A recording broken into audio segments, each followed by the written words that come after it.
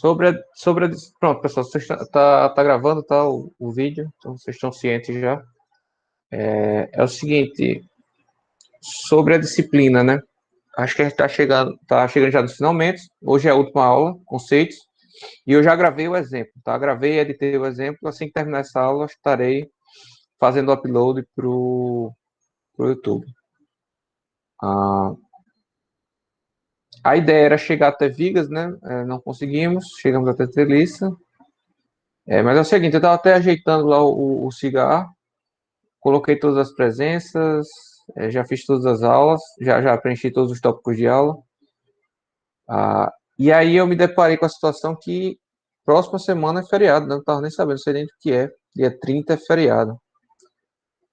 E a gente faltava justamente 2 aulas para concluir, né? Está 48 horas a aula, para chegar em 54 faltavam justamente 2 semanas, né? Que era o dia 30 e dia 7. Então, aí que seriam utilizados para tirar dúvida, né? Para o trabalho, que eu estou passando trabalho hoje. Não, hoje não. Amanhã, tá, pessoal? Amanhã eu passo trabalho sem falta. A última avaliação, né? Que vai ser um treliça para vocês analisarem. Ah, e vocês terão 10 dias aí, mais ou menos, para fazer. Vocês me entregam no dia. Até o dia 5, tá? Ah, e aí.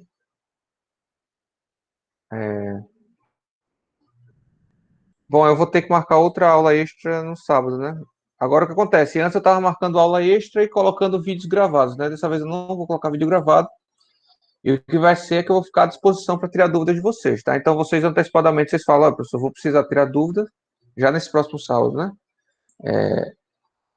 Dia 27, no caso. Então, estou precisando tirar dúvida, aí a gente vai e cria uma reunião aqui, né?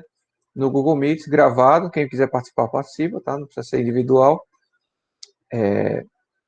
Porque eu não vou ter mais condições de gravar aula, porque agora já tá vindo muito trabalho para corrigir, tá? Essas próximas semanas vão ser muitas correções já, e realmente não vou ter condições de parar um dia, 2 dias para gravar mais 2 horas de aula, tá? Vai ser muito difícil. Posso até tentar, mas não garanto nada, tá? Teria uns 10 dias para gravar a aula até pro sábado, né? Posso tentar, mas não garanto nada não, tá? Então, assim, de qualquer forma, a gente teria uma aula extra agora dia 27 e a aula dia 30, tá? Ou posso botar a aula para o dia 4, que seria para tirar dúvidas do trabalho, que ficaria mais distante, ficaria melhor, né? Ficaria melhor. Beleza. Isso, melhor. E aí, dia 30 não tem aula, é feriado, e a gente teria a última aula no dia 7 para tirar também dúvidas e concluir o curso. Beleza? Ok. O Matheus e o Douglas já entregaram, né? O Jonatas não estava sabendo do prazo. Eu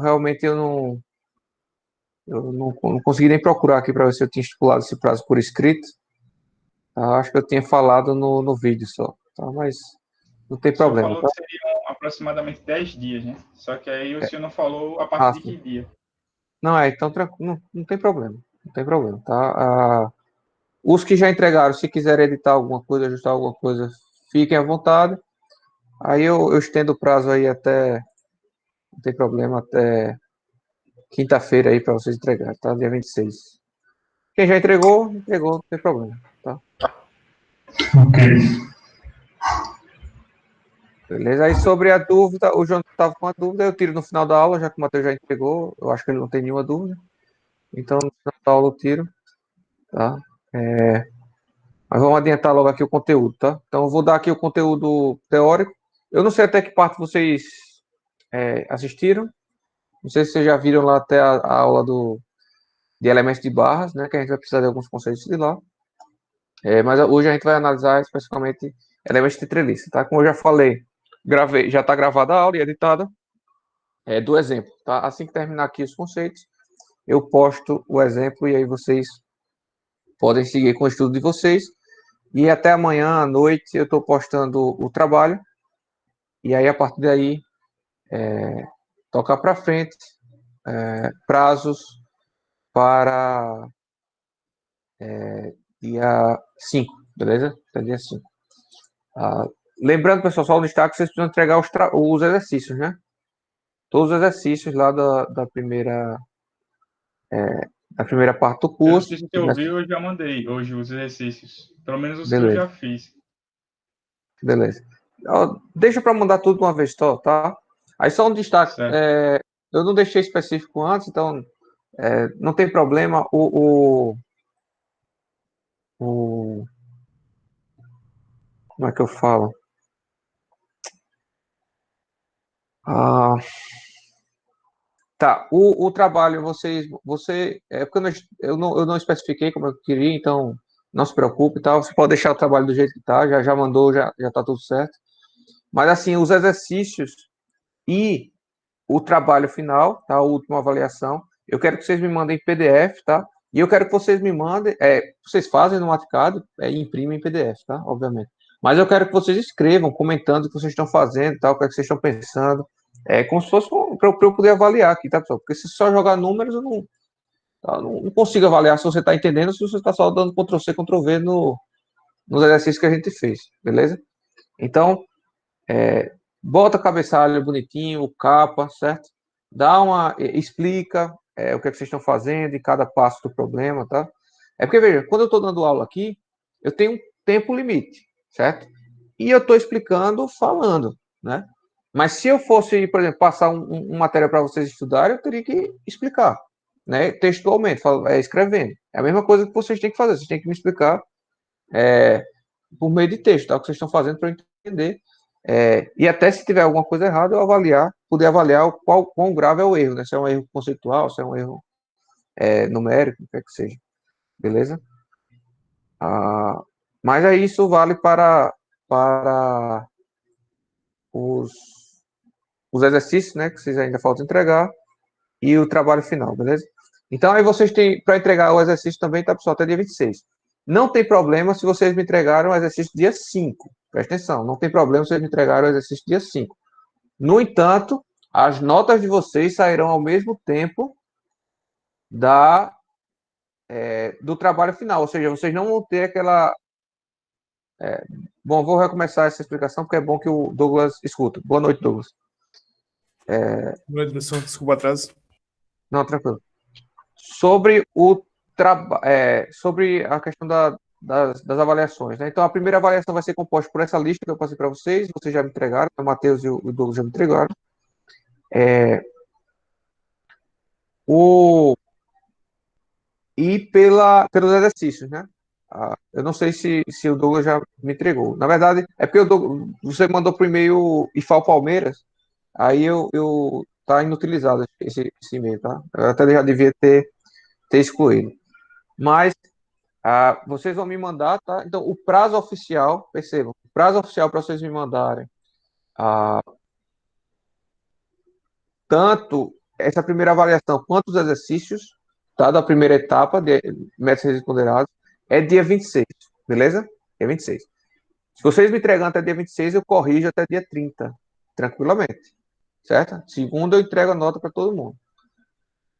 Caso vocês não consigam entregar até dia 26 os exercícios, tá? O trabalho vocês, a lista avaliativa, a prova, né? Vocês entregam até dia 26. Mas os exercícios, se vocês quiserem, vocês podem entregar dia 5. Mas aí vocês perdem o direito de receber a nota da primeira avaliação antecipadamente, né? De 48 horas antes da segunda avaliação, porque eu vou corrigir tudo junto, né, pessoal? Vocês me entregando dia 5, eu só tenho aí 3 dias para corrigir. Certo? Aí eu vou corrigir tanto o exercício quanto o trabalho final. Beleza? Ok. Aí, Douglas, eu estava falando, eu devo estar entregando o trabalho final até amanhã, tá? Nós vamos ter aqui a aula conceitual para ter listas e eu já gravei e editei a aula, o exercício, tá?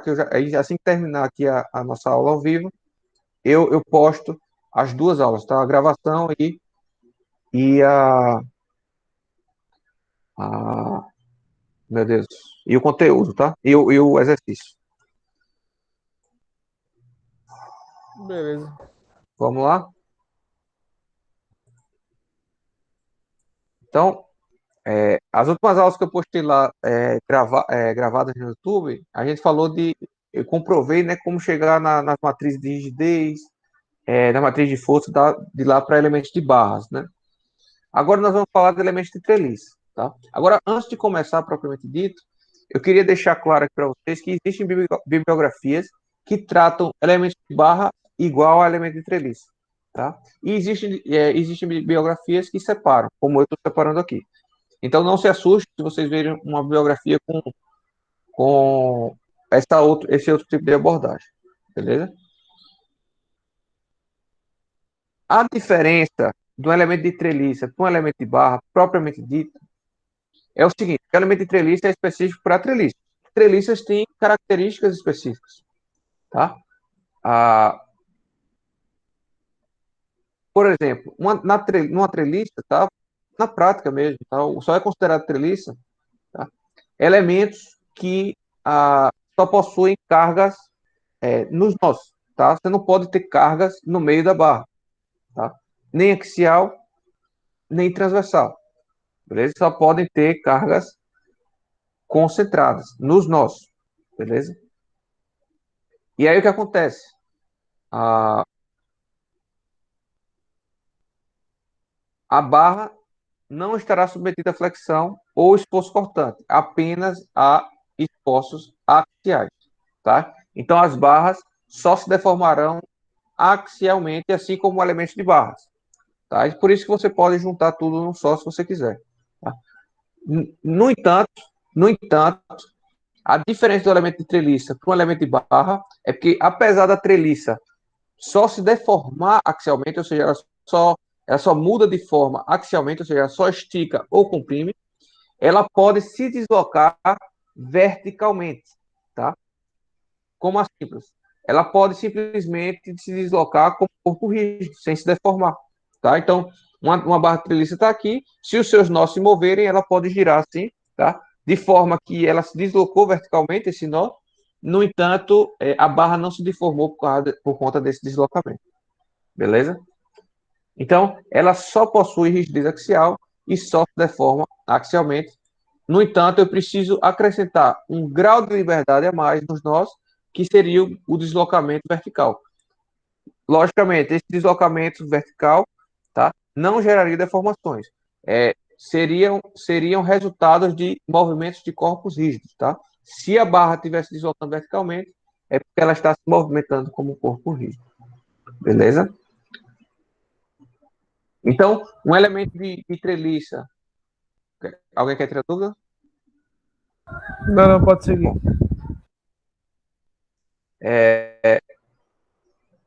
Caso você se lembre lá do elemento de barra, a gente só tinha em cada nó um grau de liberdade, que seria o grau de liberdade axial, tá? A barra. Aqui na treliça, não. Aqui na treliça, nós vamos fazer um elemento com 2 graus de liberdade por nó, tá? Sendo que apenas esses graus de liberdade D1 e D3 que geram deformações. Os graus de liberdade D4 e D2 só geram deslocamentos de corpos rígidos, tá? Movimentos de corpo rígido. Então, pelo conceito que eu passei para vocês, tá? Um elemento com 4 graus de liberdade, né, teríamos 4 funções de forma para ele, tá? No entanto, esses graus de liberdade são independentes, tá? Independentes no sentido de que as equações de deslocamentos verticais e horizontais são distintas, tá? No resultado. Então, eu comentei, inclusive, lá na teoria de elementos finitos, tá? Que quando você tem graus de liberdade independentes, continua valendo o número de funções de forma apenas 2 funções de forma, se você tiver só 2 nós, beleza? 2 graus de liberdade.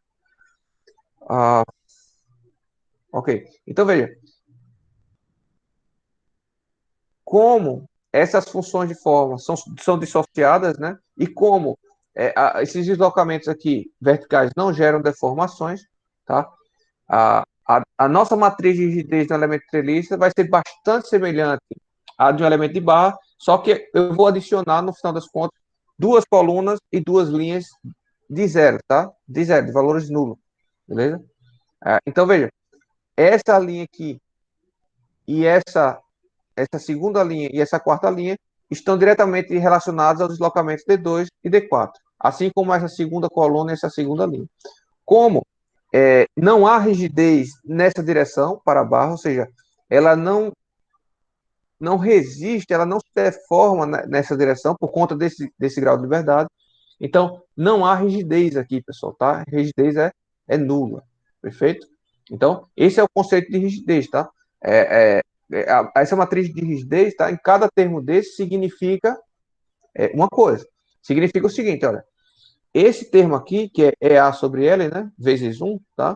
EA sobre L, é o seguinte, é o termo K11, né?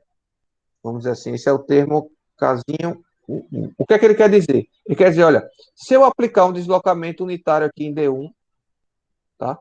Qual força, qual reação Professor, eu teria? desculpa interromper. Pois não, pode dizer. O senhor queria estar apresentando a tela ou a impressão minha? Queria. Não tá não, aparecendo. Eu esqueci.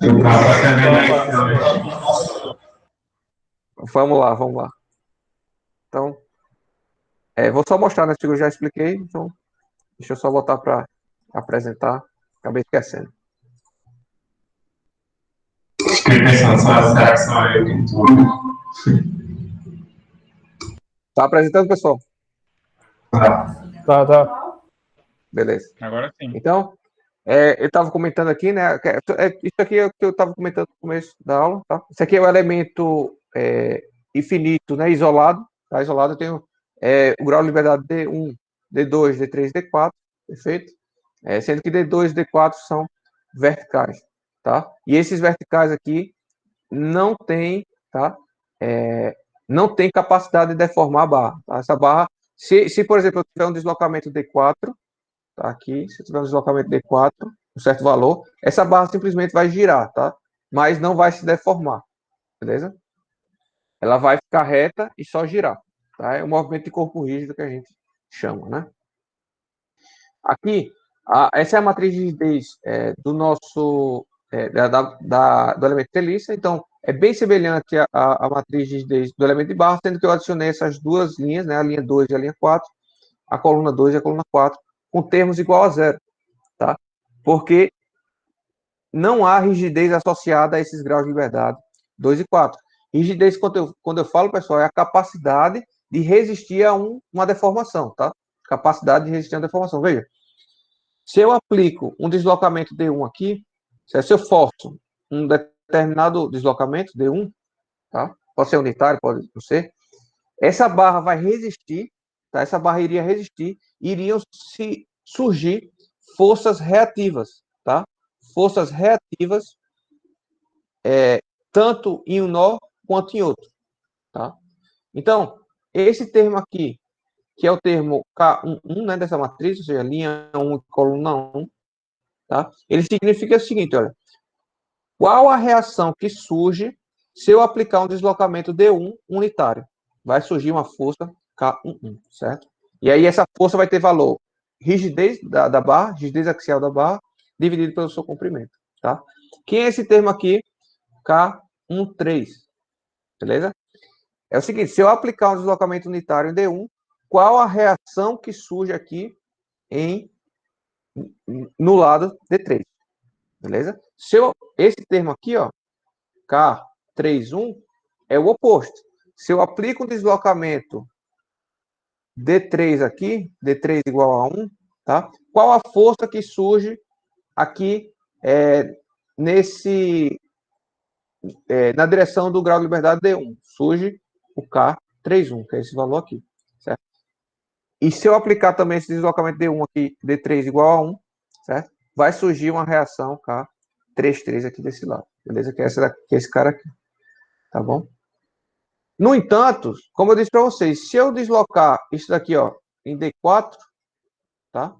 Essa barra simplesmente vai girar e não vai surgir esforços nenhum reativos, tá? Não há rigidez para impedir essa rotação, tá? Esse corpo vai, se fosse uma barra livre no espaço, isso iria se deslocar indefinidamente, tá? Não seria algo estático. Como esse elemento vai estar ligado a outros elementos, tá? Com inclinações distintas, então um elemento meio que trava o outro, Mas, porém, cada elemento só se deforma axialmente, beleza? Então, essa é a cara da matriz de rigidez de uma treliça plana, tá? Lembrando que isso aqui é uma treliça plana, eu acho que eu não destaquei bem isso, tá? Mas, só um minuto. Mas poderia ser uma treliça 3D, né? E aí você teria 1 grau de liberdade a mais por nó, tá bom? 1 grau de liberdade a mais por nó.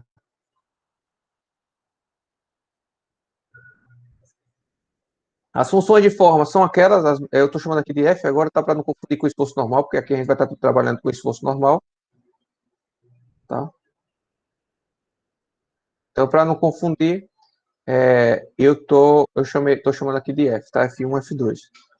Então, essa é a função de forma, essa verdinha, né, que é decrescente, e a F3 é a função de forma crescente, tá? As funções de forma dos deslocamentos verticais não existem, tá, pessoal? É zero. Só um destaque para isso, tá, pessoal?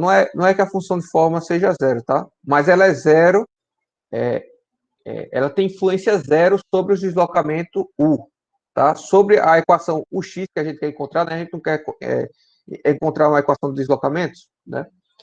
Essa equação de deslocamento vai ser no formato U aproximado de cada nó, né, ou de cada grau de liberdade, vezes a função de forma, né? De cada grau de liberdade, tá? Então, em termos, para essa equação U, isso daqui tem efeito nulo, tá? Porque não influencia no deslocamento axial da barra. A única coisa que influencia no deslocamento axial da barra é D1 e D3, beleza? Só para deixar claro aí, porque se você quer encontrar o deslocamento, o quanto o sólido, o quanto a barra está girando, tá? Esse F aqui não seria zero, a função de forma não seria zero, né? Mas isso não é intuito do nosso estudo aqui, tá? A gente só vai querer encontrar esses deslocamentos aqui axiais, beleza? E as funções de forma, tá? A função de forma, não. As funções de força, né? De esforços, né? Mesma coisa, tá, pessoal? Eu estou adicionando aqui duas linhas com valores nulos, né? Valores nulos.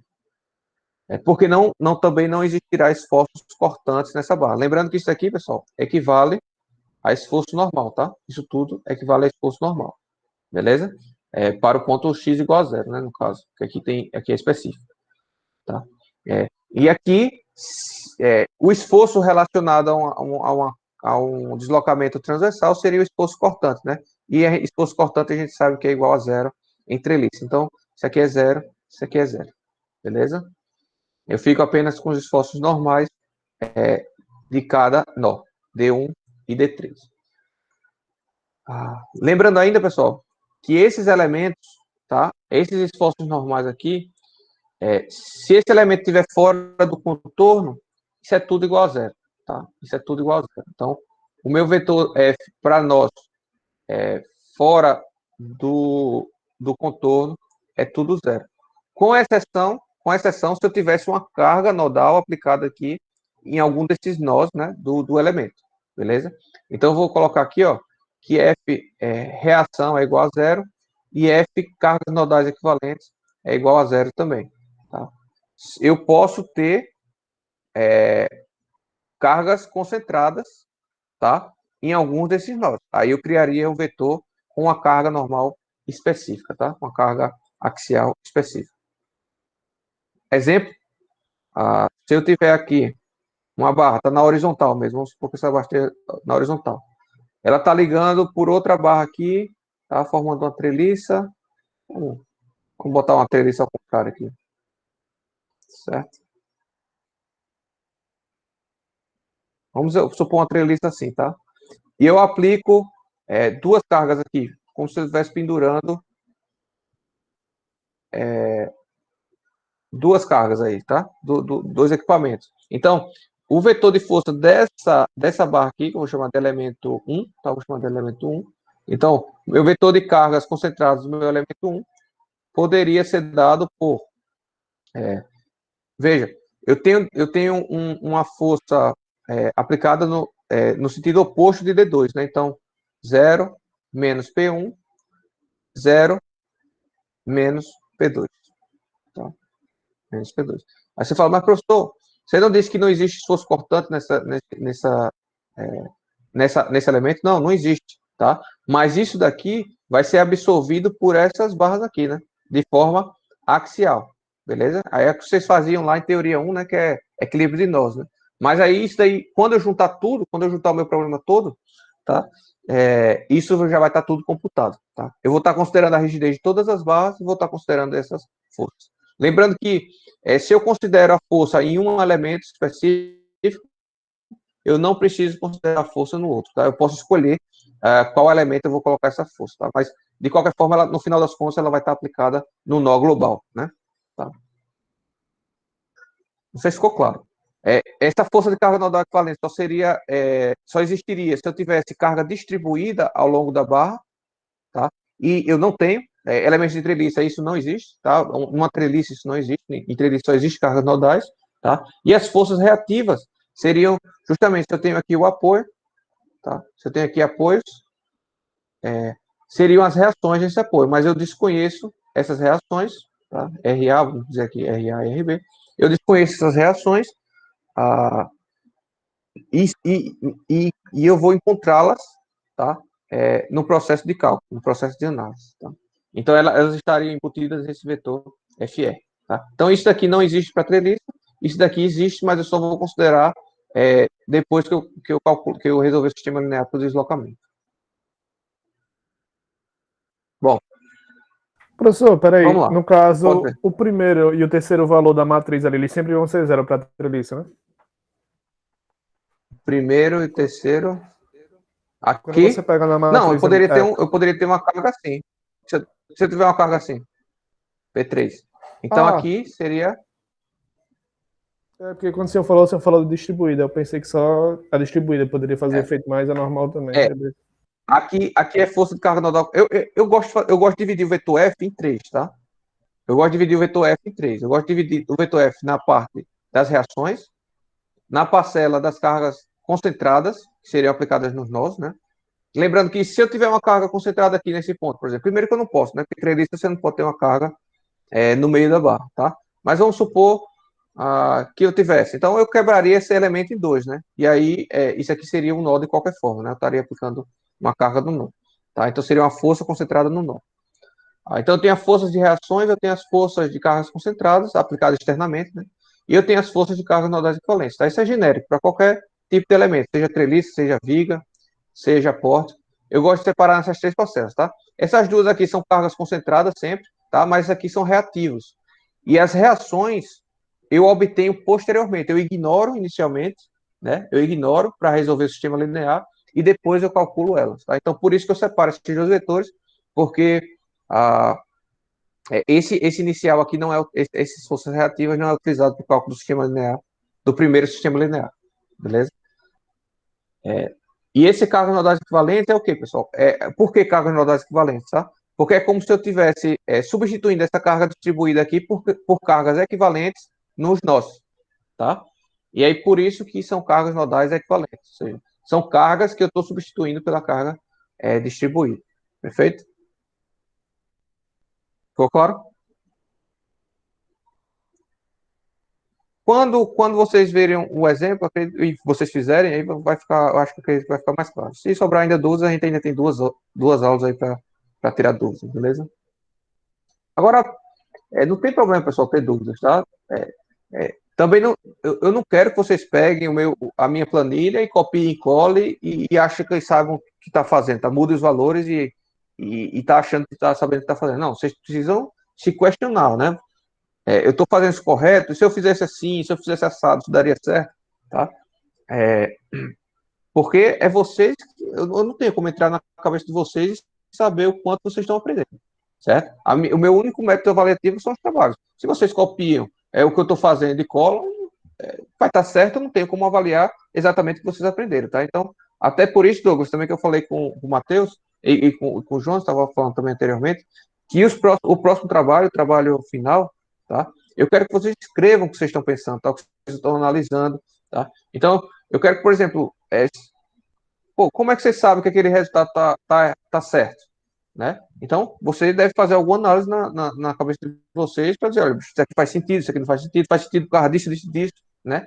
Assim como eu falo aqui para vocês quando eu estou resolvendo exemplos, tá? Nas aulas gravadas ou aulas ao vivo, né? Eu digo, olha, isso aqui está parecendo estranho, isso aqui está parecendo certo, né? Eu quero que vocês façam isso de forma escrita, que vocês expliquem o que vocês estão fazendo e analisem os resultados, tá? Eu não quero simplesmente um monte de número, porque aí é copiar a minha planilha e colar e mudar só os valores, certo? Bom, mesma coisa aqui, pessoal. Eu quero que vocês entendam o que vocês estão fazendo, tá? Esse não é o único procedimento. Isso aqui, inclusive, eu não me lembro de ter visto em nenhuma bibliografia, não. Isso aqui é que eu separo. Na minha cabeça fica mais fácil assim, separar esse vetor F nessas três pastas, tá? Até para automatizar lá no Maticado. Mas vamos lá. Agora, eu vou entrar num assunto, pessoal, que é basicamente o que a gente chama de análise matricial de estruturas, tá? Que é geralmente utilizado, é um procedimento padrão, tá? Para analisar estruturas reticuladas, seja treliças, seja pórticos, seja vigas, tá? O que é que seja. É um procedimento padrão que a gente utiliza, tá? Para resolver esse tipo de estrutura, tá? Em barras, né? Em formato de barras, mas essa barra não é um elemento de barra especificamente, pode ser um elemento de treliça, pode ser um elemento de pórtico, ou um elemento de viga, como eu comentei com vocês. Beleza? Então, eu vou mostrar aqui o passo a passo para vocês entenderem o que eu estou fazendo depois no exemplo gravado. Tá? Porque, veja, até então a gente estava analisando uma barra, né? Agora a gente vai trabalhando com uma treliça, com várias barras, né? Se vocês trabalharem com pórtico, também vão ter várias barras. Uma viga pode ter várias barras, tá? Separada por apoios, né? Pode ser uma viga contínua, tá? Então, esse procedimento aqui é padrão para qualquer um desses tipos de estruturas. E aí o que acontece? Inicialmente, a primeira coisa que a gente precisa fazer é discretizar o problema, tá? Identificando os elementos, numerando, né? Numerando os elementos, numerando os nós e os graus de liberdade, tá? Essa é a primeira coisa que a gente tem que fazer. E eu vou comentar sobre cada um dessas faces, desses passo a passo, tá?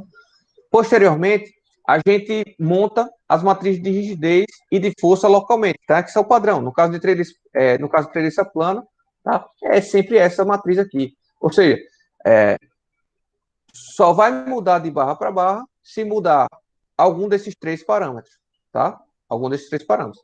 Se todas as barras, por exemplo, forem feitas do mesmo material e tiverem a mesma área da seção transversal, só vai variar com o comprimento de cada barra. Beleza?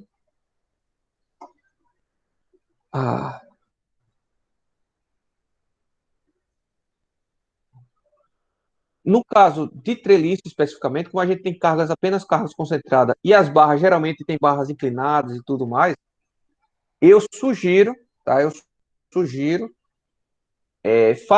montar uma matriz de força global já diretamente a posteriori, tá? Fica inviável ou dá muito trabalho para nada montar cada vetor de força local e depois expandir para o global, tá? É muito mais fácil, e vocês vão perceber isso, que é muito, no exercício, que é muito mais fácil simplesmente montar um vetor de forças concentradas global, tá? Manualmente mesmo. Agora, se tivesse cargas notáveis equivalentes, aí não, aí o mais fácil é você calcular barra a barra, né? E depois somar os efeitos. Beleza? Então, o terceiro passo seria transformar as matrizes locais em globais, tá? Ou seja, fazer a transformação das coordenadas locais para global, tá? Isso, a gente vai precisar mexer, alternar o eixo, tá? O eixo de coordenadas, né? Então, se eu tenho uma barra inclinada, eu vou precisar transformar aquele eixo local num eixo global, certo? Então, eu vou precisar girar os deslocamentos locais, vamos dizer assim, para transformar em globais. E eu também vou precisar alocar os termos. Eu já comentei em alguns exemplos passados a utilização da matriz de incidência, né? É isso que a gente vai fazer aqui nessa etapa também. Então, nessa etapa, a gente utiliza o que a gente chama de matriz de rotação para rotacionar os eixos e utiliza a matriz de incidência para expandir a matriz local e alocar os termos nos graus de liberdade global. Beleza? Depois a gente soma o efeito das matrizes, né, de cada barra, né, da matriz e força, matriz de rigidez de força, depois impomos as condições de contorno e depois resolvemos o sistema linear. A solução desse sistema linear, a resposta desse sistema linear serão os deslocamentos nodais, tá? Deslocamentos nodais, tá? São valores do deslocamento de cada nó, de cada grau de liberdade, perdão. Então, lembra lá, o que a gente quer, ó, são aqueles U aproximados, né? Que a gente vai achar lá um vetor, o 1, o 2, o 3 e assim por diante, certo? Até o número de graus de liberdade global. Agora, depois disso, aí sim a gente vai analisar o nosso problema, tá? Com esse valor aqui, a gente acha ainda as reações, a gente consegue achar as reações facilmente. A gente consegue encontrar a equação de deslocamento, propriamente dito, tá? De cada barra. E a gente consegue encontrar também o esforço normal, tá? De x, que no final das contas, A vezes a derivada de ux por x, né? Então, se eu conheço esse cara, eu conheço também o esforço normal. É só derivar e multiplicar pela rigidez. Então, aqui a gente tem análise completa de uma estrutura. Por que a gente quer analisar uma estrutura? A gente quer analisar as reações, tá? Para saber as cargas que chegam nos pilares, por exemplo, ou nas vigas que apoiam essa estrutura de treliça, ou uma viga ou um pórtico, tá? Ou nas fundações, né? Se for o caso do pórtico, qual a carga que chega na fundação, tá? E aí, para isso, a gente precisa das reações, tá? Para isso, a gente precisa das reações.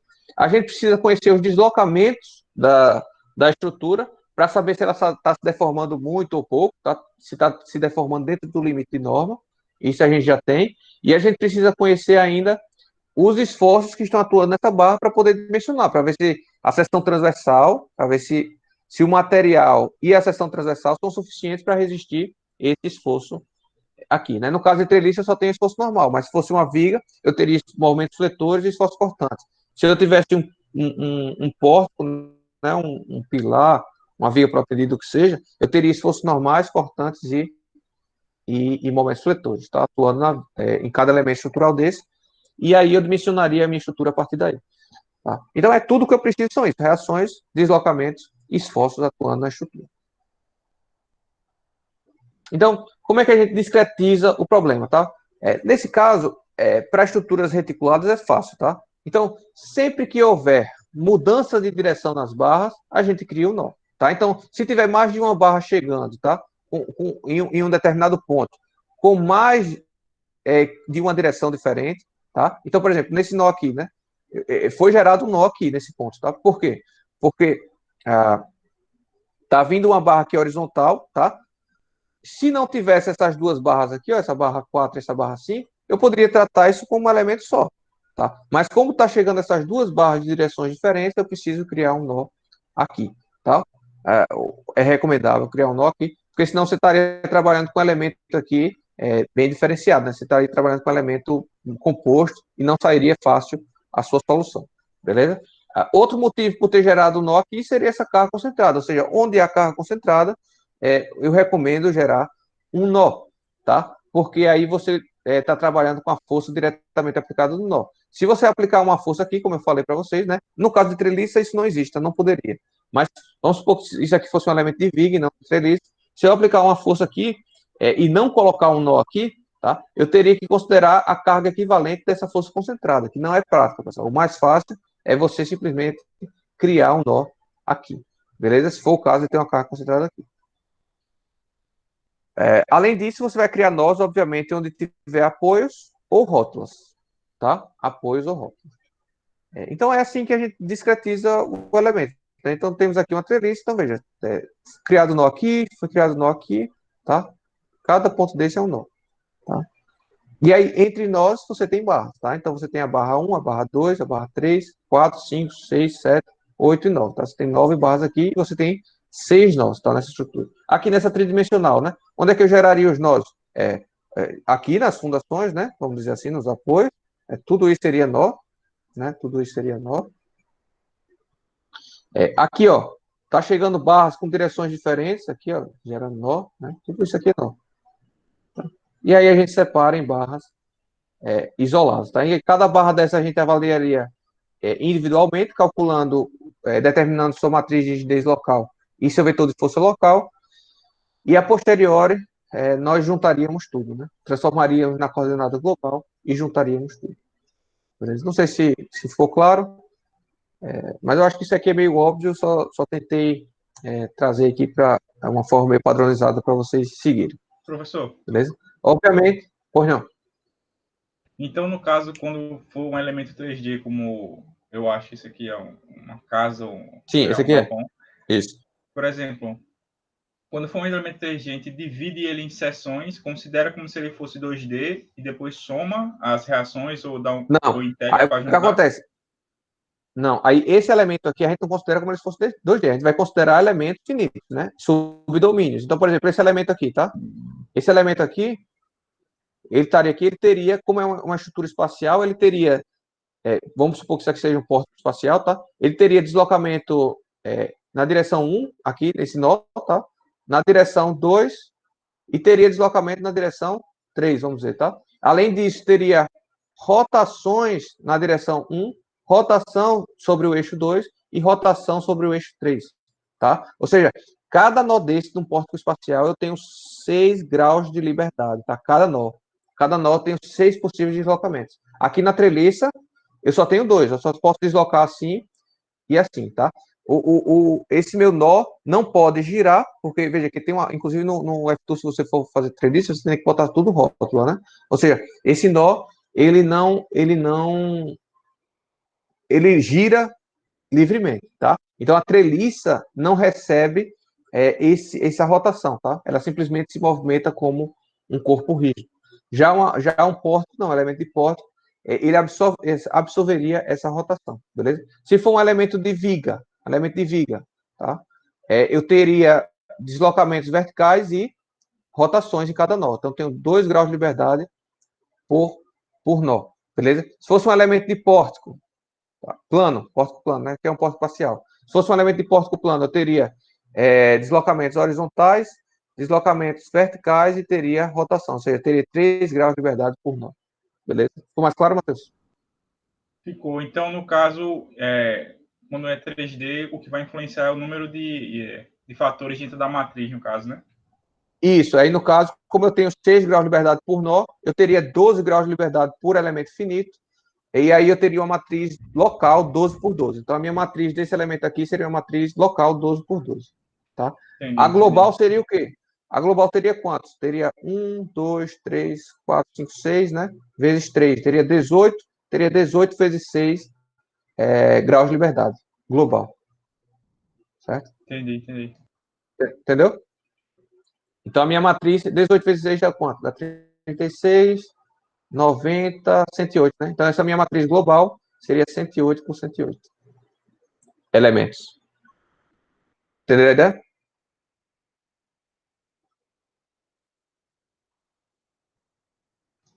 Sim, Vamos lá. professor.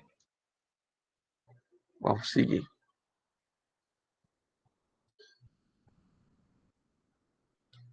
Pessoal, só lembrando, fica atento nesse canal do YouTube, tá? Se inscreve lá e fica atento, porque todo semestre eu vou melhorar essas aulas, tá? Então, provavelmente no semestre que vem eu já vou conseguir dar vigas, no mínimo, tá? Acho que acredito que pórticos também, tá? Tem a parte de cálculo variacional também que eu vou querer gravar, tá? Mas, infelizmente, a gente tem um tempo limitado aqui, né? A gente vai melhorando a cada semestre, tá bom? Essa é a primeira vez que eu estou dando essa disciplina e aí a gente vai melhorando com o tempo, beleza?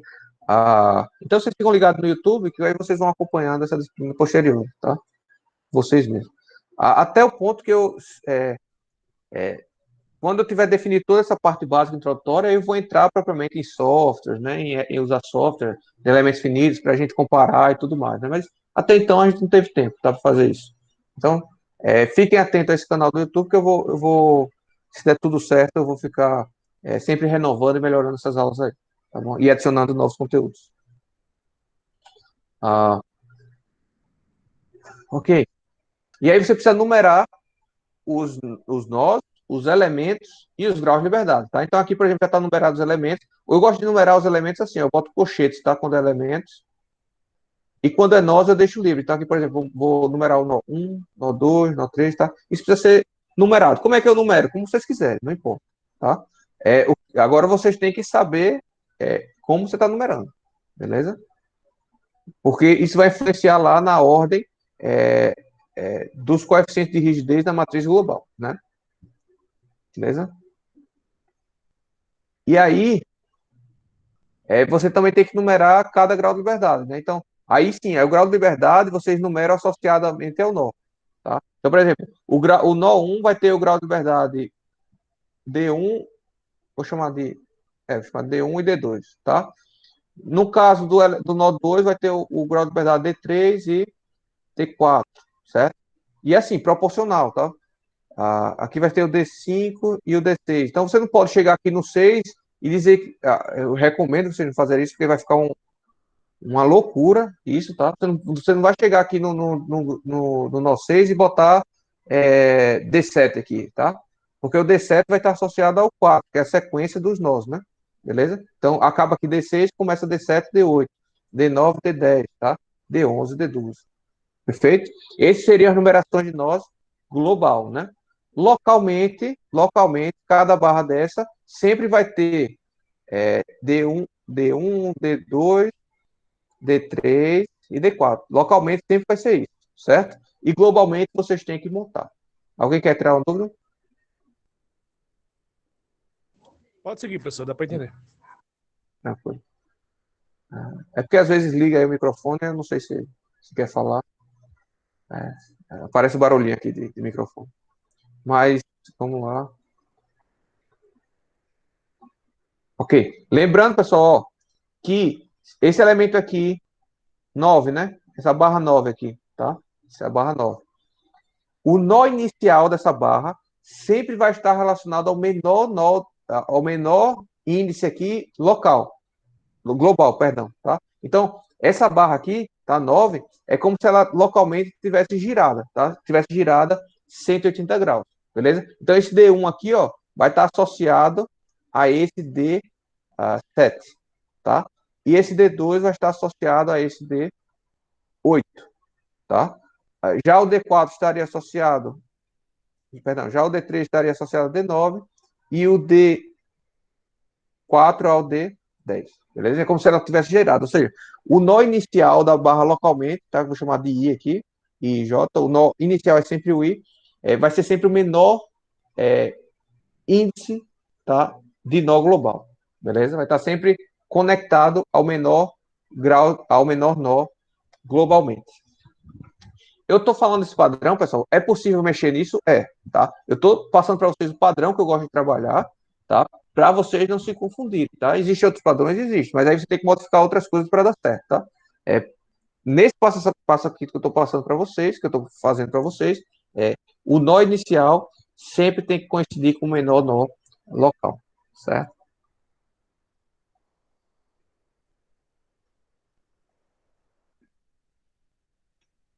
E aí a matriz de rigidez local sempre é montada de forma padrão. Então, por exemplo, para a treliça plana é assim que se monta, tá? Aí para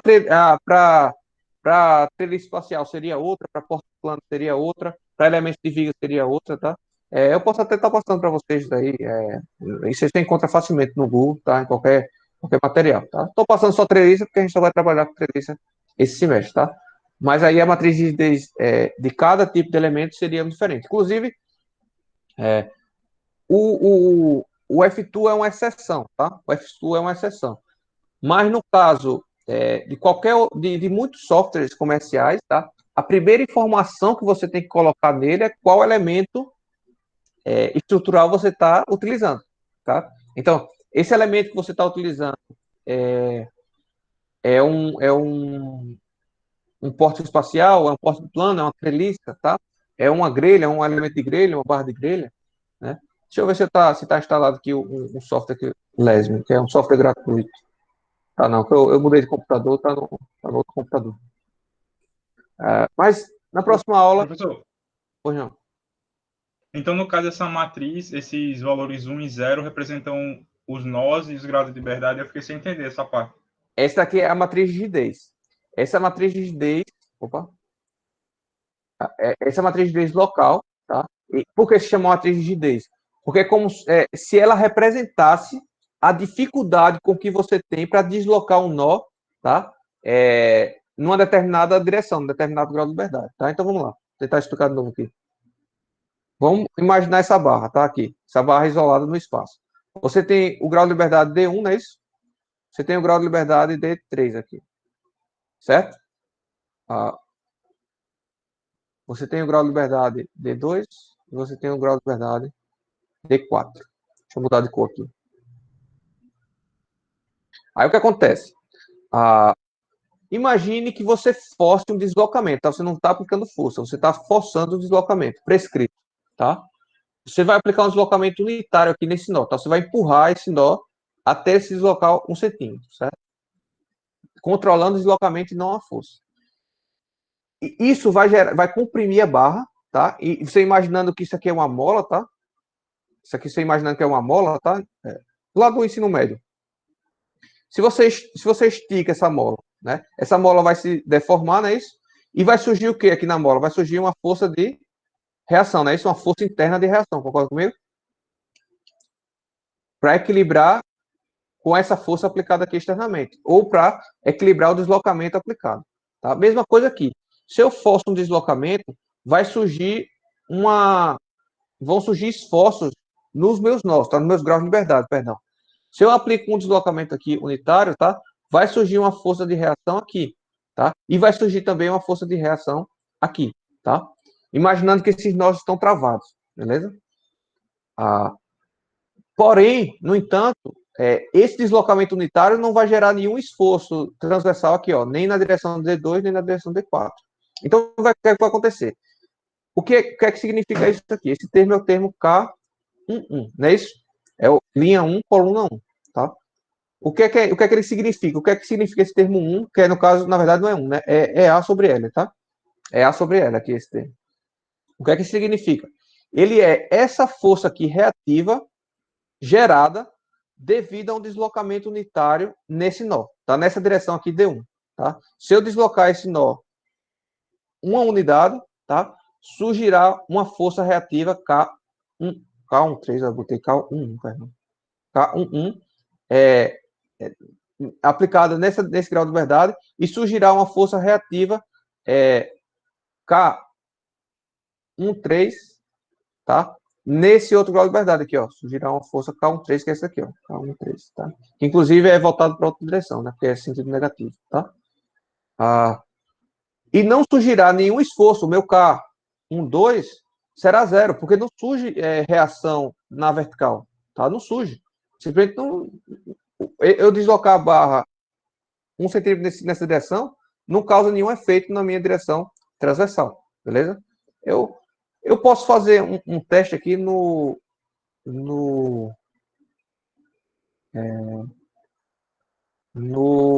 estudo depois, tá, pessoal? Me lembra no final da aula que eu boto essa barra aí e vocês vão ver que vai dar justamente esses esforços aqui da matriz de rigidez, tá? E essas outras linhas, o que significa? Ora, as outras linhas é se eu aplicar aí, eu aqui. deslocamentos. Oi? Falou, Douglas? Era para ver se tinha travado, mas para minha internet. Ah, Vou sim. adicionar. Pode seguir. Mas Não, tá aqui deu pegando uma normal pequena agora? travadinha, eu acho, para ele. Ah, voltou. Beleza. Então, se eu aplicar um deslocamento em outro ponto agora, se eu aplicar um deslocamento aqui, agora, nesse ponto, vou aplicar um deslocamento unitário nesse ponto, irão surgir forças reativas nesse ponto e nesse ponto, tá? Esse cara aqui será o K31 e esse cara será o K33, tá? E nessa direção aqui, seria o K32, no entanto, isso aqui é zero, porque não surge essa reação, tá? Não surge essa reação. E esse seria o K34, tá? Mas também é zero, porque não surge reação nessa direção, tá? Surge apenas nessa e nessa. Beleza? Ok? Beleza. Então, esse é o conceito Então, no da caso, coisa. Isso é o que significa a matriz de rigidez, tá? São esforços gerados em um determinado grau de liberdade devido a um deslocamento em outro grau de liberdade, tá? Deslocamento unitário em outro grau de liberdade. Isso advém do Então, método de no caso, deslocamento, tá, pessoal? Isso daí, do método de deslocamento, a gente chega no mesmo canto aqui, tá? A partir do princípio dos trabalhos virtuais. Pode dizer. então, no caso, professor, essa matriz aqui, ela representa um deslocamento horizontal, ou um deslocamento em qualquer direção, vertical, horizontal. Essa linha 2 aqui seria um deslocamento vertical. Aí o que aconteceria se eu tivesse um deslocamento vertical? Vamos lá. Porque, veja, Mas cada no linha está caso de uma associado, força aplicada na horizontal, né? não é força, imagina assim, a gente aplica um deslocamento e vai surgir uma força reativa, tá? Essa é a ideia. Então, no caso que eu estou falando é isso. Essa matriz ela representa a resistência da barra em relação a um deslocamento Isso, horizontal. é um deslocamento em força. Isso. Então, se fosse É um horizontal, deslocamento... isso. Aqui nesse caso é só horizontal, mas por quê? Porque é um elemento de treliço específico, tá? Então, veja, é isso que eu queria explicar. Se eu, por exemplo, essa linha 2 aqui, tá? Ela representa uma possibilidade de deslocamento vertical, tá? Então, eu posso pegar esse nó aqui e deslocar 1 centímetro também, tá? Só que vai acontecer, essa barra simplesmente vai girar, tá? Vai girar, simplesmente vai ficar uma reta e vai girar, e não vão surgir esforços reativos, tá? Porque essa barra está livre para virar, tá? Não tem nenhuma resistência, não tem nenhuma rigidez impedindo que ela gire, tá? Então, por isso que todos os termos são zero aqui, ó. Todos os termos são zero, né? Porque não há esforços que vão impedir essa barra de girar. Isso aqui é um movimento de corpo rígido, beleza? Ah, Pode. entendi. É porque, nesse caso, é uma treliça e a treliça não tem resistência a esforços verticais, né? Isso, exato. As esforços transversais, vamos chamar de transversais, Entendi. tá? É vertical aqui, né? Porque o Certo, vertical é transversal à barra, mas é esforços transversais à barra, tá? Beleza? certo, entendi. Se fosse um elemento de viga, isso aqui estaria tudo preenchido, seria tudo preenchido essa matriz, tá? Se fosse um elemento de viga.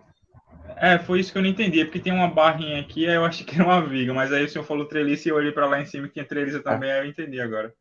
Tudo é treliço, tá? A gente vai estar tratando aqui no curso, nesse curso que se mexe só treliço, beleza? Veja que se eu tenho uma barra de viga, agora abrindo um parênteses, tá? Se eu desloco isso daqui verticalmente, tá? Essa barra vai se deformar assim, ó, tá? Ela vai ter reações tanto transversais, tanto reações na vertical, quanto reações em termos de momento, tá? Quanto termos de reações em termos de momento. E aí, por isso, estaria tudo preenchido, tá? Estaria tudo preenchido. Mas vamos lá, continuar. Pensa aí inicialmente só em treliço, tá? Para não confundir muito. Tá. Aí depois que a gente monta aqui as matrizes locais, tá? As matrizes e os vetores de colunas locais, que é sempre padrão, tá? Só vai variar a depender dessas propriedades de cada barra, tá? Se essas propriedades entre barras mudar, a matriz de Daisy vai mudar local, mas o formato é sempre o mesmo, tá? Ela é sempre isso daqui. Lembrando, pessoal, que esse aqui é o módulo de elasticidade da barra, do elemento, né? Se ele for um material elástico linear, né? Isso aqui é a área da seção transversal, isso aqui é o comprimento da barra, tá? Tudo a partir de agora tem sentido físico, tá? Nada é genérico, como a gente estava trabalhando até então, tá?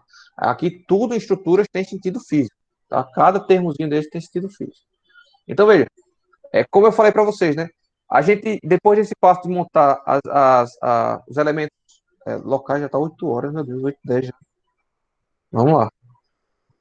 Depois de montar esses elementos localmente, a gente vai ter que transformar em globais, tá? Em globais. E aí o que é que vai acontecer? Eu posso ter uma barra inclinada, numa direção qualquer, em relação ao meu eixo global, tá? Vamos supor que o meu eixo global seja o eixo XY que a gente conhece, né? X na horizontal, Y na vertical, tá? E aí eu posso ter um elemento da treliça, e vai ter, treliça geralmente tem elementos inclinados, que vai ter uma certa inclinação, certa rotação θ em relação a esse seu eixo X, beleza? Aí você tem que fazer composições para rotacionar, é como se você estivesse querendo rotacionar esse eixo local para o eixo global, certo? Então, o que você está fazendo aqui é rotacionando, fazendo uma relação entre esse termo local com esse termo global aqui, certo? Por exemplo, D1 e D2. Então, esse termo linha seria local, tá? O sem o linha seria global. Então, eu preciso transformar esses elementos aqui, D1 linha e D2 linha, nos elementos D1 e D2 global, tá? E como é que a gente faz isso? Composição, né? Então, veja, o elemento D1 linha, então vamos pegar aqui isolado o elemento D1 linha, tá?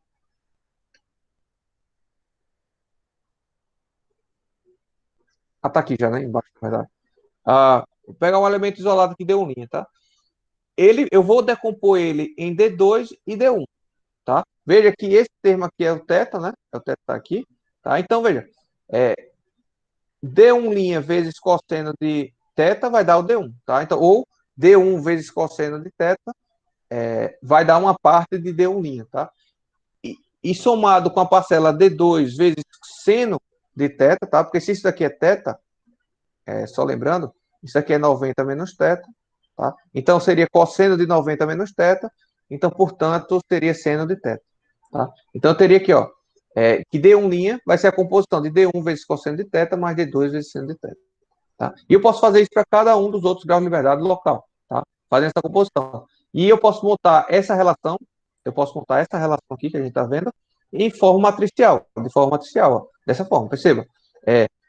Se eu fizer uma linha aqui, cosseno de θ, seno de θ, 0, 0, e multiplicar por esses elementos D1, D2, D3, D4, tá? Vai ficar que D1' é igual a cosseno de θ vezes D1, tá? Vezes D1, mais seno de θ vezes D2, tá? Aqui é 0 e aqui é 0, então não vai implicar em nada D3, D4, tá? E aí eu chego nessa primeira equação. Então, cada linha dessa, tá relacionada a uma equação de relação, de rotação dessa.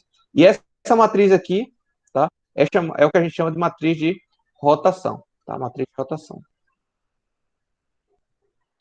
E cada barra terá a sua matriz de rotação, porque cada barra terá o seu θ, o seu ângulo θ, beleza?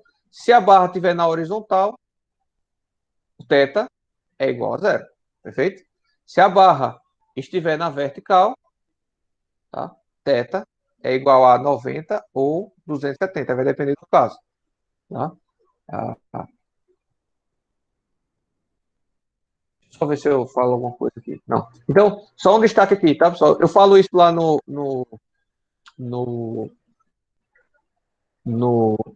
exercício, tá? Mas vendo essa observação que tá em verde, tá? O ângulo θ, para seguir esse padrão, para seguir essa matriz aqui do jeito que tá?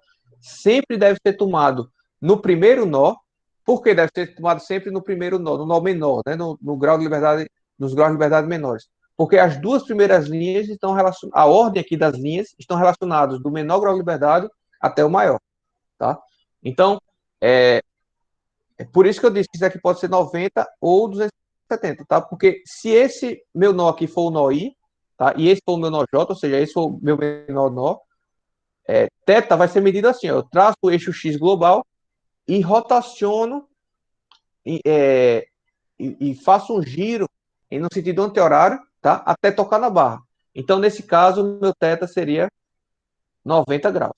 Mas, se por acaso eu tenho uma barra vertical, do mesmo jeito, sendo que aqui é o I e aqui é o J, o que é que eu vou fazer? Eu vou traçar uma reta do meu eixo X aqui no ponto I, que é o menor nó, né? Vamos dizer assim, e eu vou girar assim até tocar na minha barra aqui, tá? Vou girar no sentido anti-horário até tocar na minha barra aqui. Nesse caso, meu θ seria 270 graus. Então, essas são as duas regras, tá? Que você tem que fazer.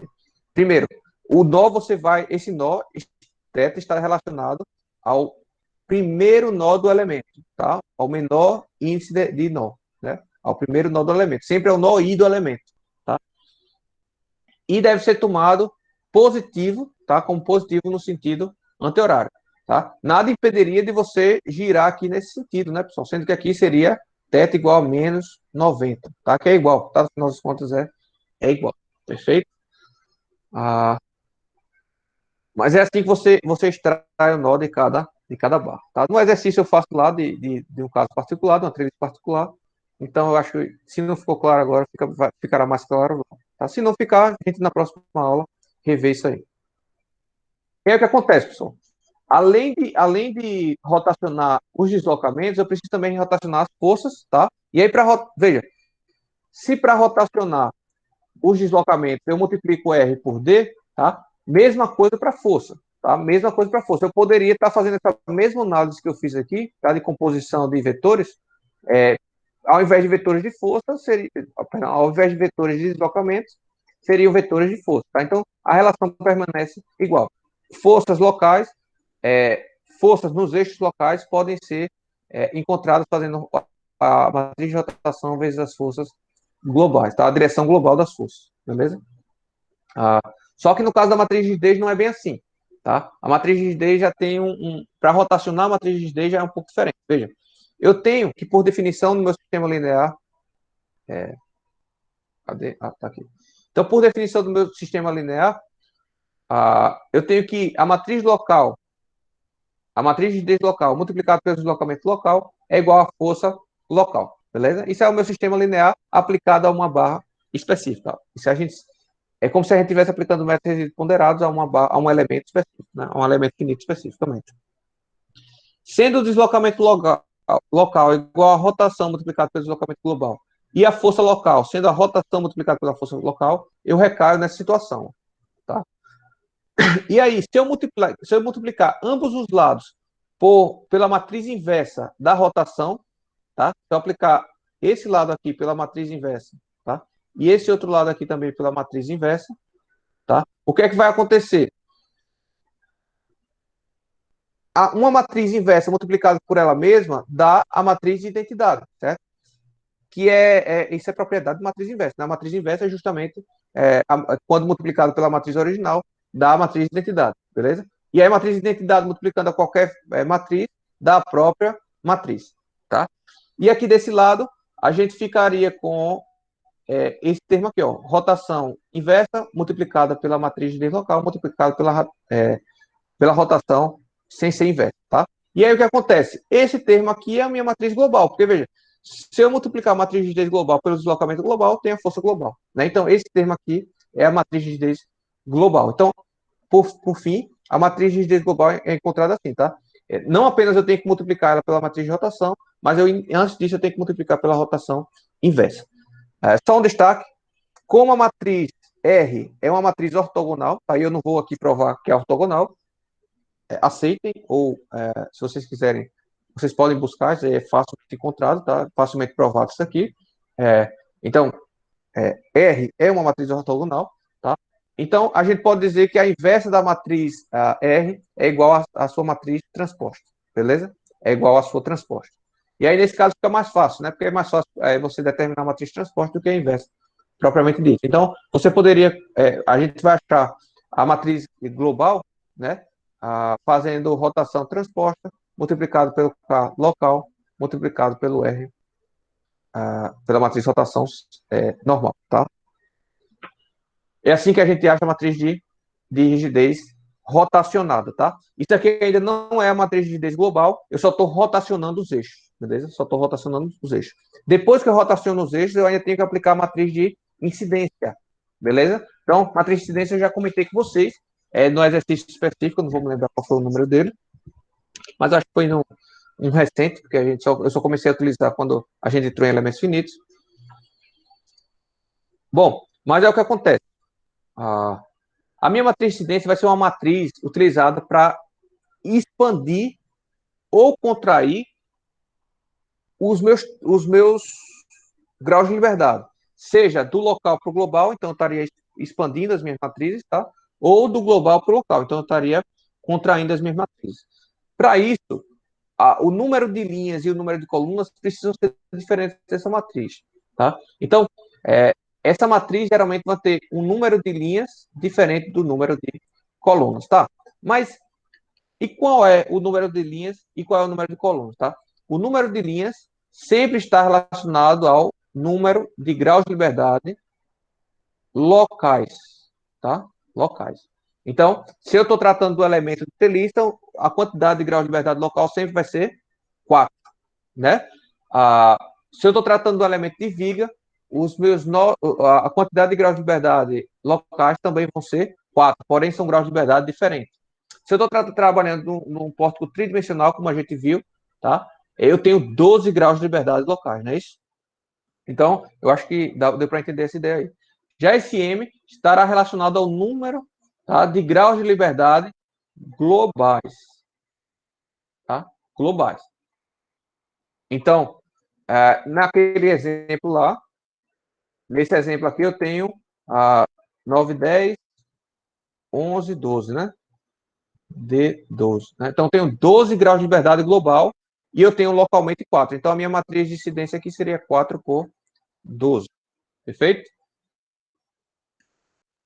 Isso você sabe, isso você já sabe desde o início, a partir do momento que você discreta sua estrutura, você já sabe quantos graus de liberdade você tem globalmente. Tá?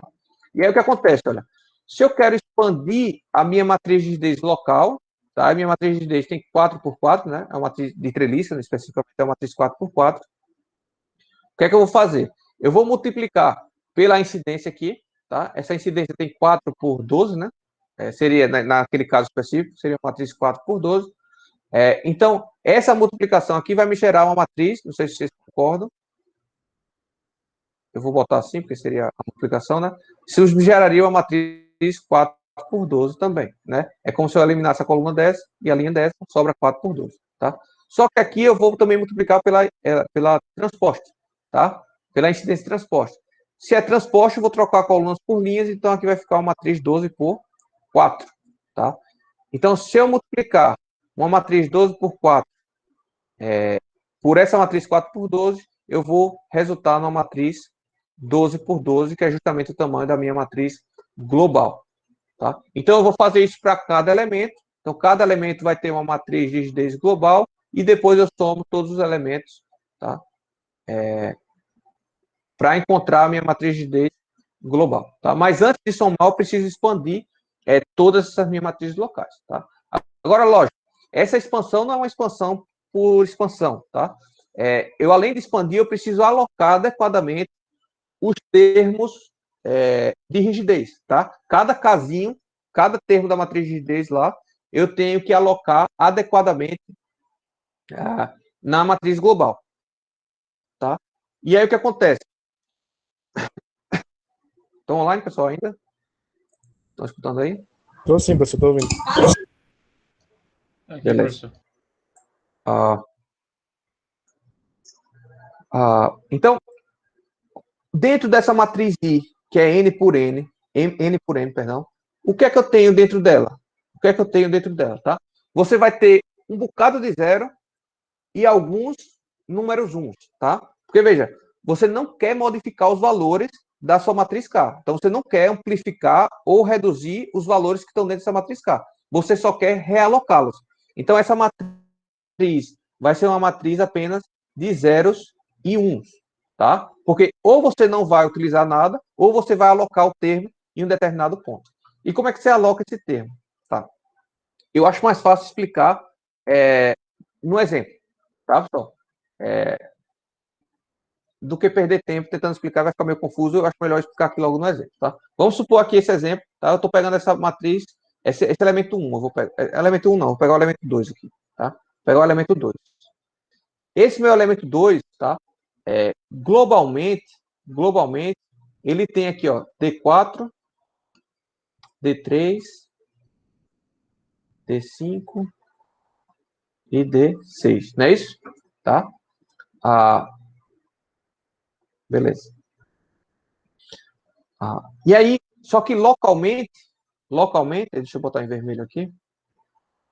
Eu estou comparando esse elemento que fica mais fácil porque ele está na horizontal, tá? Mas daqui a pouco a gente faz os outros também. Então, localmente eu tenho D1 linha, tá? D2 linha, D3 linha e D4 linha, tá? Aí eu pergunto para vocês, o meu D1 linha local, tá? Aí o que acontece? Só antes disso, a minha matriz de incidência é uma matriz assim, né? Ó, 4 linhas por, nesse caso aqui, eu tenho 8 colunas, tá? Porque eu tenho 8 graus de liberdade global, tá? Então, é uma matriz de 4 linhas e 8 colunas. Aí eu pergunto para vocês, nesse meu I2 aqui, ó. A primeira linha é como se eu estivesse relacionando esse meu D1 local aqui, tá? Aí eu digo, o meu D1 local, o meu D1 linha, está correlacionado a qual grau de liberdade global? Está relacionado ao D3, D4, D5 ou D6? Pergunta a vocês. Se eu fosse substituir o local no global, se eu pegasse esse elemento local aqui e pusesse ele aqui globalmente, tá? Esse meu elemento, esse meu grau de liberdade D1, ele estaria em cima de qual grau de liberdade? Do D3, do D4, do D5 ou do D6? D3, hein? Do D3, não é isso? Então, o meu grau de liberdade 1, concorda comigo? D1 linha, está diretamente relacionado ao D3, concorda comigo? O D2 está correlacionado a qual grau de liberdade global? D2 é o D4, né? Então, o D2 está correlacionado ao D4. E assim por diante, né, pessoal? O D3 aqui estaria correlacionado a quem? Ao D5, né?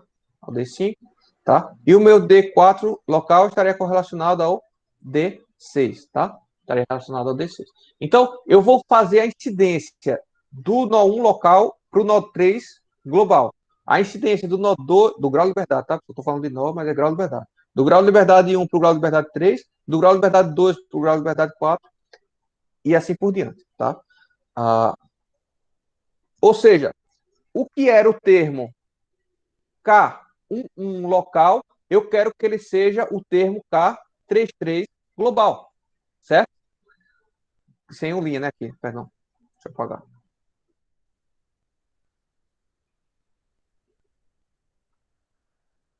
O termo que era, por exemplo, o K22 local, eu quero que ele seja o termo K44 global, certo?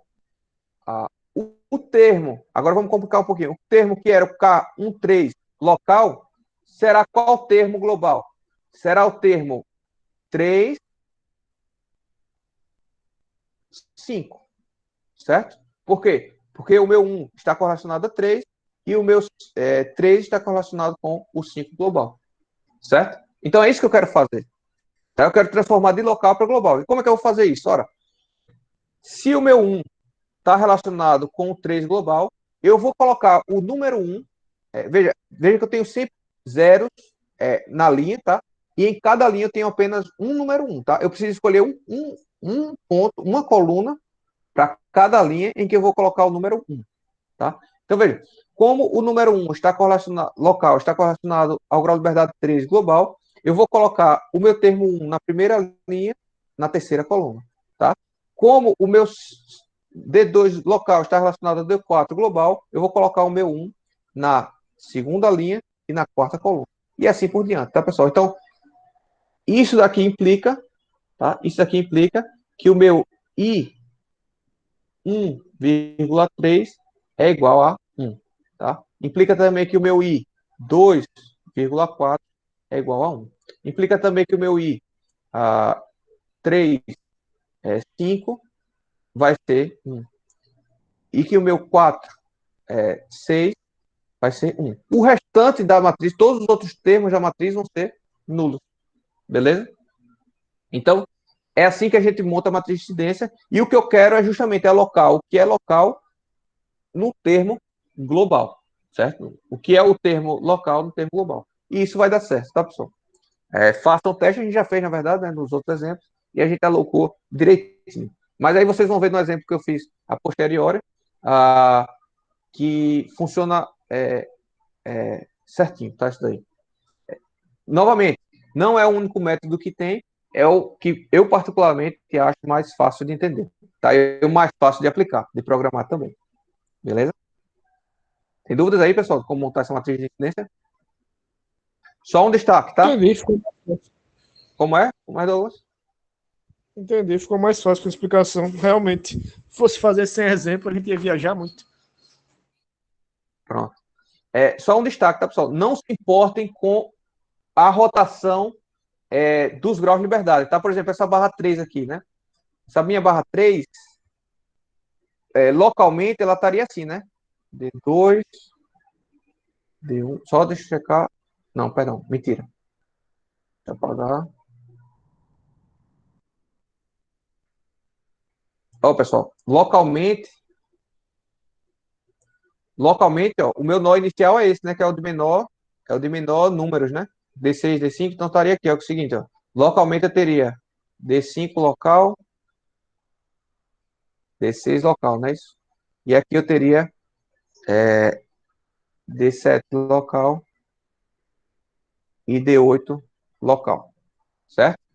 Que seria o 1, na verdade seria o 1, né? Estou falando besteira, que seria o 2, deixa eu apagar, tá bem confundido aqui.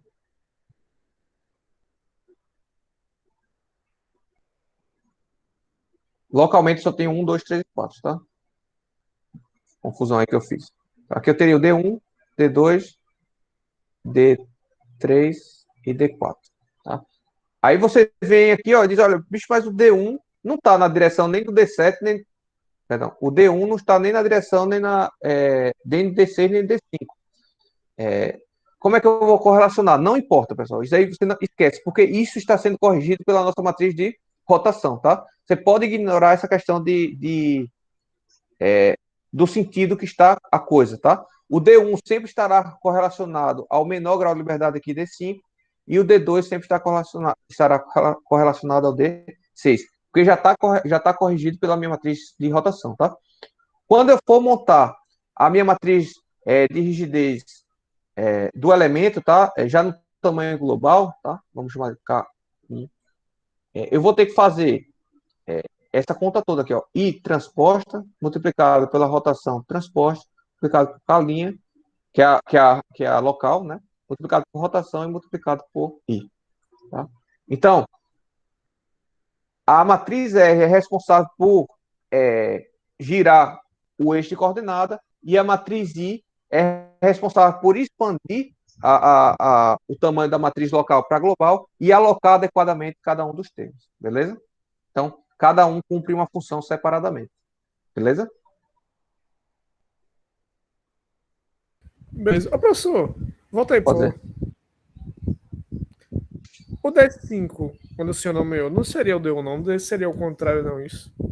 Não, porque o nó inicial, pessoal, tá, tudo bem, seria, tá, graficamente vamos dizer que fosse, tá? Deixa eu melhorar aqui. Eu entendi a sua dúvida, tá? Tá. Então eu vou melhorar a minha explicação, tá? Então, cadê o mouse? Então aqui seria D1, D2, D3 e D4. Porém, esse daqui é o meu nó I, tá? É o meu primeiro nó. E esse é o meu nó J, certo? Então é preciso ter claro isso. Isso é o meu nó inicial, tá? Apesar de estar na direita aqui, né, para a direita da minha barra, vamos dizer assim, o meu nó inicial é esse, tá? E então eu vou tirar o meu ângulo θ a partir desse nó aqui, tá? É importante vocês terem isso em mente, beleza? Além disso, essas duas linhas vão estar relacionadas a esse nó aqui, tá? E não a esse outro nó aqui, beleza? Porque pode gerar confusão, tá bom? É por isso que eu fiz ao contrário, tá? Para deixar claro isso, mas eu acho que confundiu mais ainda. Então vamos deixar assim. Acho que fica mais coerente assim, né? Só tem que saber, você só tem que saber, tá, pessoal, que esse, por ter os menores graus de liberdade, é o nó inicial da minha barra, beleza? Beleza. Entendi. Tá. Então, a minha matriz de K, né, seria I transposto vezes K. Agora, esse K aqui já teria que estar rotacionado, né? Tá? Acho que vocês já entenderam a partir de então, né? E a minha matriz F do elemento seria simplesmente I transposta vezes F, né? Porque aqui eu só preciso aumentar o número de colunas, eu não preciso aumentar o número de linhas, né? Então, se eu tenho um vetor aqui local, que é N, né? Fn, que é o número de linhas locais, né? Ou seja, seriam 4, tá? Eu só preciso aplicar aqui uma matriz transposta, né? Que aí ficaria M por N, né? Como é transposta, ficaria M por N. Então, N corta com N, eu ficaria com a matriz F de M linhas, né? M linhas, que seria o tamanho global da matriz F, tá? Agora, lembrando, aqui também teria que rotacionar, tá? Aqui também teria que se rotacionar, fazer I transposta, R transposta, vezes F local. Beleza? Teria que rotacionar. E é por isso que em forças concentradas eu prefiro montar um vetor global, porque essa rotação vai atrapalhar. Vai ser mais fácil montar um vetor global do que montar um vetores locais para depois somar tudo, tá? Agora, já na cargas nodais equivalentes, não. Cargas nodais equivalentes, o ideal é montar cada vetor força isolado de cada elemento finito e depois você soma tudo, tá? Ok. Então, mas tem aqui a observação, né? Deve-se aplicar a incidência apenas depois de ter rotacionado a matriz, tá? As matrizes, né? E aí, a matriz global seria a soma de todas as matrizes de cada elemento, já rotacionadas e já expandidas. Tá? E o vetor F também seria já a soma de todos os vetores forças locais e já expandidos. Tá? E aí a gente passa para o momento que a gente aplica as funções de contorno, né? Veja que, se lembra lá, pessoal, se vocês viram lá os últimos exercícios, eu comentei isso. A gente, quando resolve aqui problema por elemento finito, durante todo esse processo, até esse ponto aqui, a gente ignora os apoios, tá? A gente admite que é como se a estrutura estivesse livre no espaço, beleza?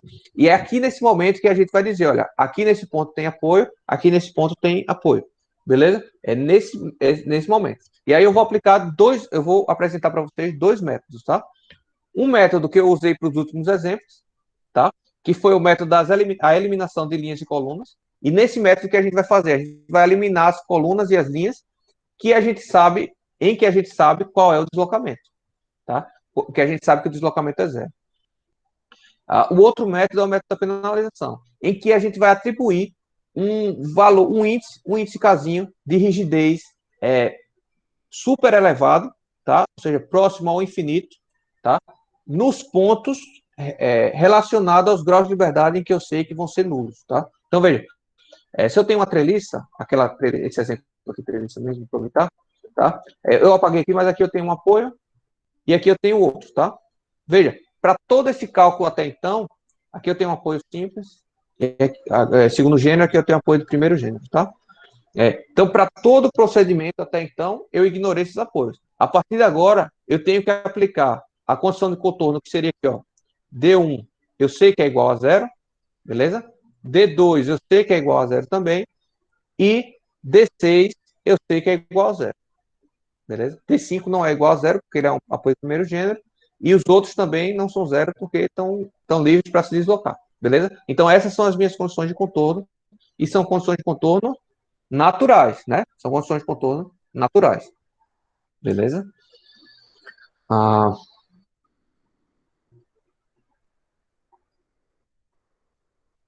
Então, no caso de eliminação de linhas de colunas, por exemplo, aqui, ó, tem o caso, tá? Tenho 3 nós, né?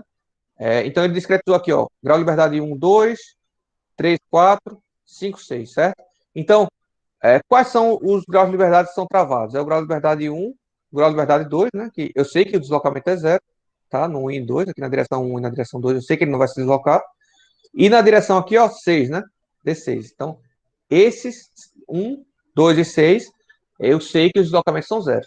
Então, eu posso eliminar a linha 1, a coluna 1, já que o deslocamento 1 é zero. Eu posso eliminar a linha 2 e a coluna 2, porque eu sei que o meu deslocamento 2 é zero. E eu posso eliminar a minha linha 6 e a minha coluna 6, porque eu sei que o deslocamento é zero, certo? Lembra lá, pessoal, que eu não conheço nem quem é F1, nem quem é F2 e nem quem é F6, porque são reações, né? Mas como eu estou eliminando essas linhas, eu vou eliminar também as linhas no vetor força, tá? E aí vai me sobrar apenas as forças, no caso aqui, a força concentrada, né? Se eu tivesse forças distribuídas no meio da barra, eu teria também forças de carga nodais equivalentes, né? No caso aqui, eu só tenho a força externa aqui aplicada, ó, nesse grau de liberdade 4, na direção oposta do grau de liberdade 4, então é menos F na quarta linha. Beleza? Alguma dúvida aí, pessoal? Não sei. Com isso, a gente fica com essa minha matriz reduzida, que eu vou chamar de KR, tá? Essa minha matriz reduzida. KR. Eu vou ter a minha matriz FR, ou seja, o meu vetor aqui reduzido também, que seria só esses 3 valores, tá? De 3 a 5. E aí eu conseguiria encontrar os meus deslocamentos reduzidos também, fazendo KR menos 1, multiplicado por FR. Tá? E aí, nesse caso, eu encontraria quem são D3, D4 e D5. Tá? E aí teria que depois transformar isso no vetor de deslocamento completos, né? Que seria 0, 0, porque 1 e 2 são 0, D3, que eu já conheço, D4, que eu já conheço, D5, que eu já conheço, e 0, que é o D6, que eu sei que também é 0. Beleza? Então, é assim que a gente faz, tá? É assim que a gente faz. Esse é o método de eliminação de linhas e colunas, tá? Percebam, destaque, você só pode eliminar dessa forma essas linhas e colunas se a condição de contorno for igual a zero, tá? Se a condição de contorno for igual a zero. Se essa condição de contorno essencial for igual a 1, a 2, a 3, um valor prescrito, você não pode fazer assim de forma direta, tá? Foi por isso que eu me confundi um pouco na solução do exemplo ao vivo, tá? Que o Jonathan ficou lá para o final, e aí ele viu, não sei se já reassistiram essa aula, mas ele viu que eu enganchei um pouco, justamente porque eu não consegui eliminar essas linhas e colunas de forma simples, assim como a gente está fazendo aqui, tá? Eu tive que fazer algumas adaptações. Dá para resolver para um método semelhante? Dá, tá? Mas aí seria algumas adaptações. Aqui, desde que a gente começou o assunto de elementos finitos, eu venho dizendo que as minhas condições de contorno sempre serão condições de contornos rígidas, né? Que é o que a gente trabalha no curso de graduação, né? Ou vai ser um apoio simples, ou vai ser um apoio de segundo gênero, ou vai ser um engaste, tá bom? Ou vai ser um nó livre, tá?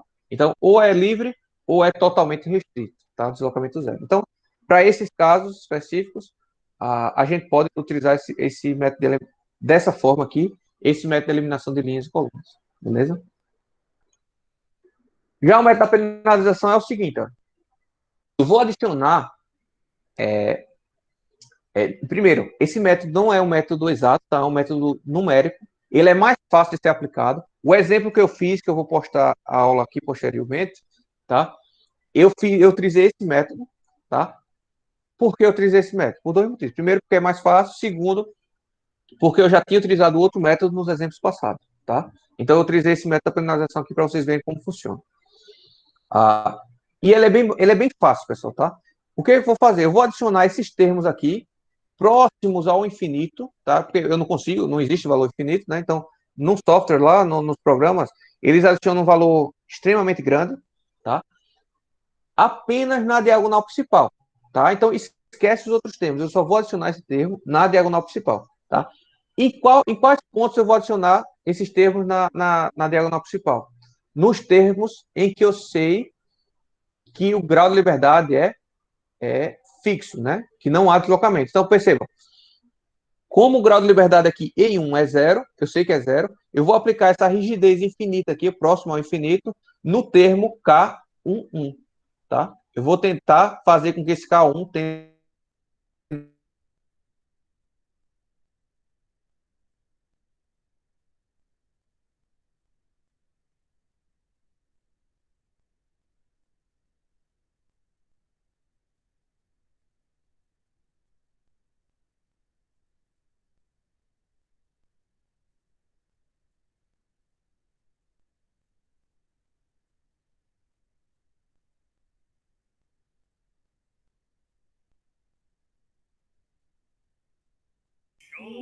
Foi aqui de novo ou caiu geral?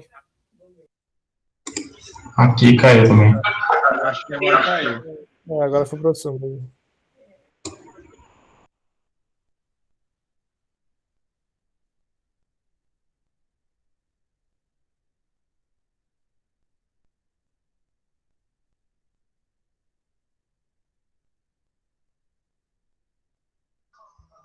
Mas eu acho que já ia acabar, né? Tipo, é até que horas?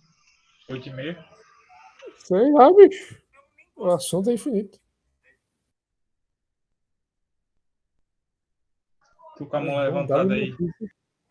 uma atriz que só o caralho, bicho. Essa aí vai travar o programa até umas horas. Oxe, quando ele começou a falar, não, até aí beleza, até aí beleza. Até aí, mas quando ele começou a atacar a matriz, eu fiquei bugando. Digo, porra.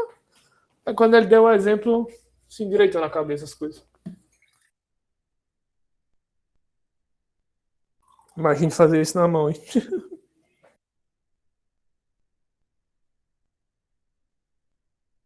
Imagina o cara que pensou isso. Aí você tá muitos anos atrás, cara. Filho da mãe devia ser um maluco da Globo.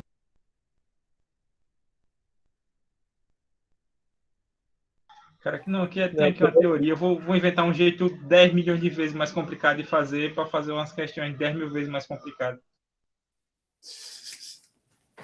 Não é à toa que a galera morreu com 30 anos, né?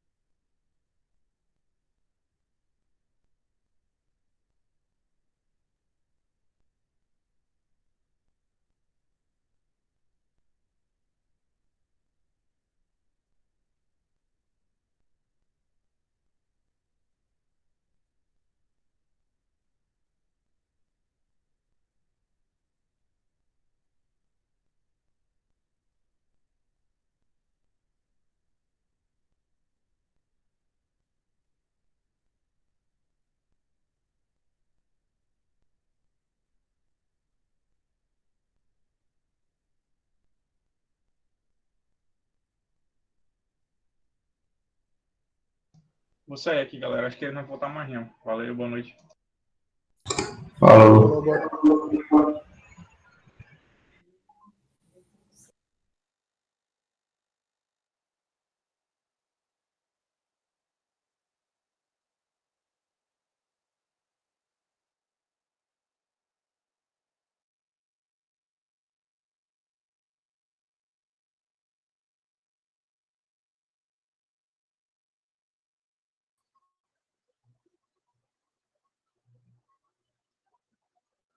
Alô, alô? Tá escutando, Jonas? Alô, estou. Os meninos saíram, porque pensaram que ninguém dá tempo. Eu caí também, foi? Alô? Você tava vendo? Alô, oi, Jonas. Você tava vendo a minha apresentação agora ou eu caí? Você caiu. Você caiu. Caiu. Você se lembra mais ou menos quando? Mas, tava naquela parte final lá, da entrevista. Mas, deixa eu ver, mostra ele aí, então. Tava onde? Eu já tava no exemplo, não? Já tava no exemplo. Ah, beleza, então. Então o importante já foi, tá? O exemplo, eu vou fazer na aula gravada. Oi? Não, falei não. Pronto. Então, a aula vai ficando por aqui. Eu vou. Tá sendo gravada ainda, né? E. Ah, bom, e aí vocês assistem amanhã, beleza? Abraço, pessoal. Tchau, tchau. Ok.